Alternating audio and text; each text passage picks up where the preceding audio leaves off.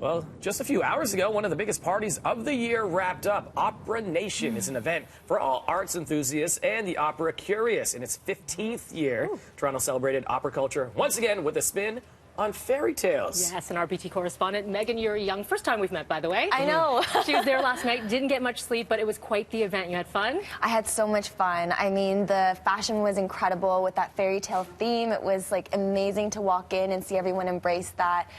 There was a calligraphy station, so I got my calligraphy on.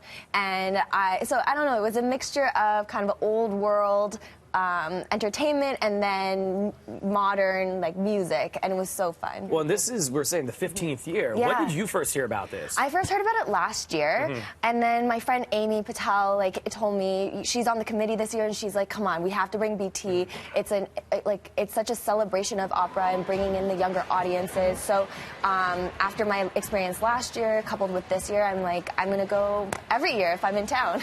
Okay, so let's hear a little bit more about what you did last night. Yeah.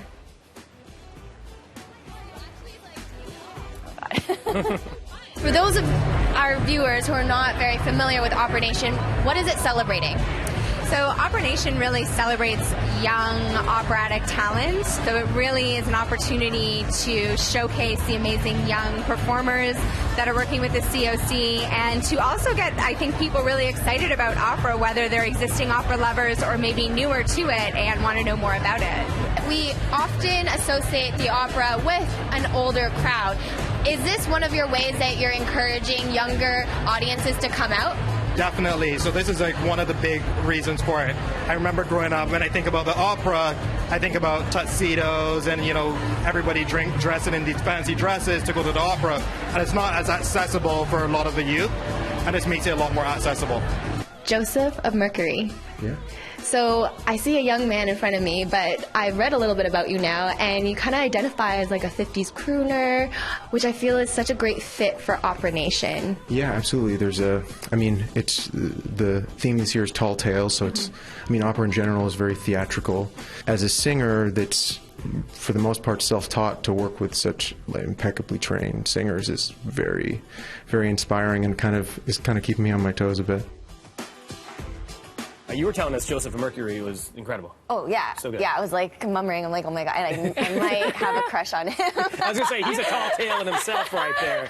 But there were Speaking a lot of people There there. were a lot of people, and a lot of people, it's a Thursday night, it starts at 9, and yet they're dedicated. They're there, they saw the performance.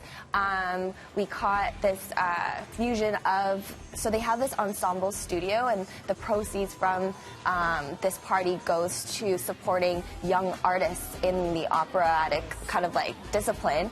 And so Joseph actually performed with 3 of the opera students. Oh, wow. And it was amazing to see the fusion of his like I said, 50s style with the opera style.